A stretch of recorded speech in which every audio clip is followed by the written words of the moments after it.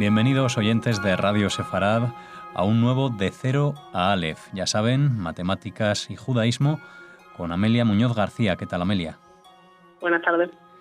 Volvemos a emplazarles a este nuevo programa de matemáticas y judaísmo, hablando hoy de un matemático judío austriaco americano que es Walter Feit. Nació en 1930 y falleció ya en el siglo XXI. Háblanos más de él, Amelia. Bueno, pues Walter Feit, la importancia que tiene este hombre dentro del mundo de las matemáticas es que fue capaz de demostrar, junto con su compañero de trabajo Thomson, un resultado muy importante dentro de teoría de grupos. El resultado se llama teorema sobre grupos de orden par o teorema de Feit-Thomson, y la demostración es legendariamente larga. Ocupó 250 páginas de la revista donde fue publicada. De hecho, fue el único artículo que sale en esa revista. Y fue un antes y un después dentro de la teoría de grupos, porque plantea un montón de herramientas que permite a los matemáticos que estaban trabajando en ese campo resolver determinados problemas que antes no se podían resolver. Pero empezando desde el principio, podríamos decir que Walter Feit, que vive entre 1930 y 2004, nace en Viena y comienza teniendo una vida feliz. Sus padres vivían en la capital, tenían una tienda de jabones y ellos vivían cerca. Y sin embargo, pocos años después del nacer, con tan solo 8 años, Walter y su familia, junto con muchos otros judíos, sufren el acoso de los nazis, en particular durante la noche del 9 de noviembre de 1938, que sería el Kristallnacht. La violencia se desata y aunque la tienda de los Feit no sufrió graves daños porque los padres ni se habían molestado en abrir ese día, les queda muy claro que no se pueden quedar. Así que envían a Walter en el último Kindertransport, en el último transporte de niños con destino a Londres, donde vivía una hermana de la madre de Walter. Y aunque sus padres intentarían huir más adelante, solo 2 días después de haberse despedido de su hijo, estalla la Segunda Guerra Mundial y ya les sería imposible escapar. De hecho, los padres de Walter mueren en un campo de concentración y Walter no vuelve a verlos.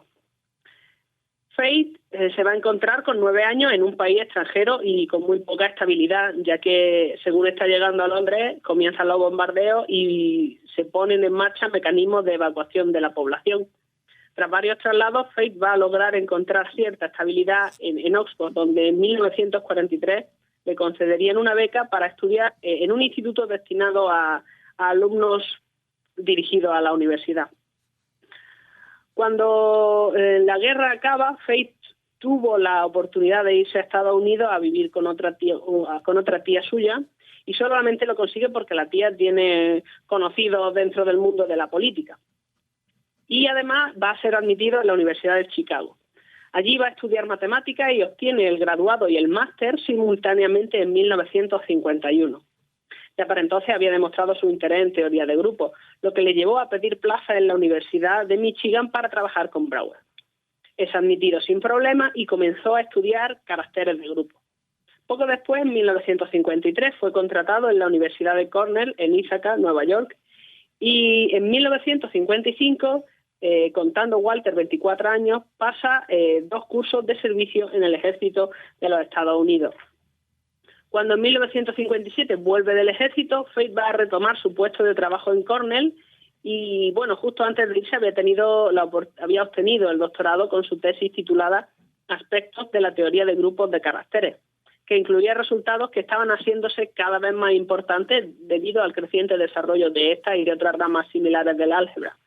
Bien, pues para continuar por ahí, Walter consigue apuntarse a un evento que ayudó a este desarrollo, que fue el llamado Año de la Teoría de Grupos Finitos, organizado por Adrian Albert en Chicago durante el curso 1960-1961. La universidad lo que ofrece es un ambiente de trabajo para que matemáticos que estén interesados en este campo trabajen sin tener que estar transmitiéndose la información de una a otra universidad, sino que crean como una especie de laboratorio.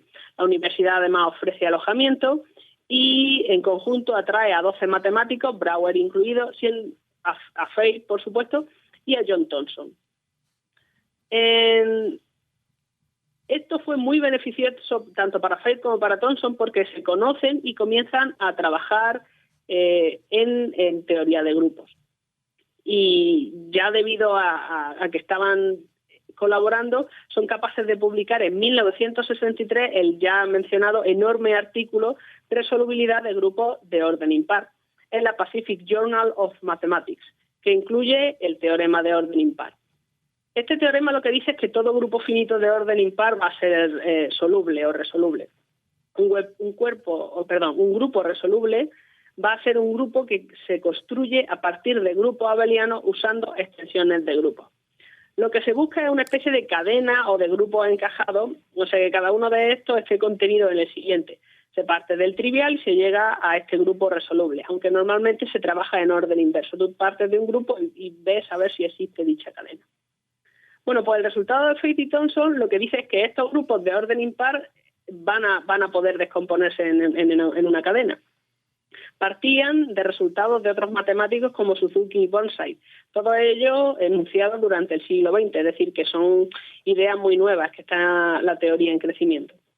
El artículo, que como hemos comentado ocupó en torno a 250 páginas, ocupa toda la revista y para poder demostrar el teorema de orden impar, Fate y Thomson van a tener que desarrollar técnicas nuevas para hacer un estudio de casos.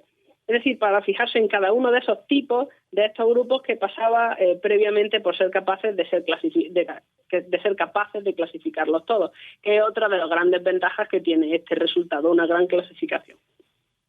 Bueno, Thomson cuenta que en un momento creyeron haberlo resuelto, pero que al revisarlo todo, Fate fue capaz de detectar un caso que no estaba aún cubierto por la teoría que habían desarrollado y que les llevó varios meses cubrir. Bien, este artículo se considera importante por varios aspectos, entre los que caben destacar la longitud, la creación de nuevas herramientas y esta clasificación de grupos simples finitos que se considera que da lugar a la demostración escrita más difícil publicada hasta ese momento y que da un fuerte empujón al campo de la teoría de grupos.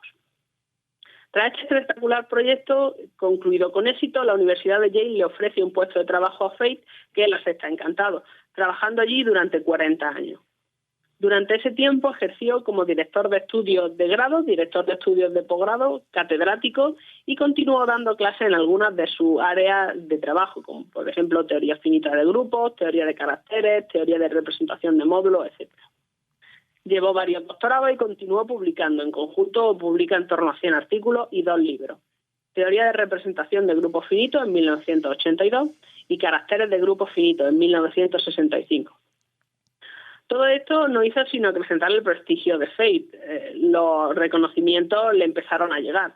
Fue conferenciante plenario en el coloquio de matemáticas británica en 1967 en Sevensea y de 1990 en East Anglia. Y en 1970 fue elegido para hablar en el Congreso Internacional de Matemáticas de Niza sobre la situación actual en la teoría de grupos simples finitos.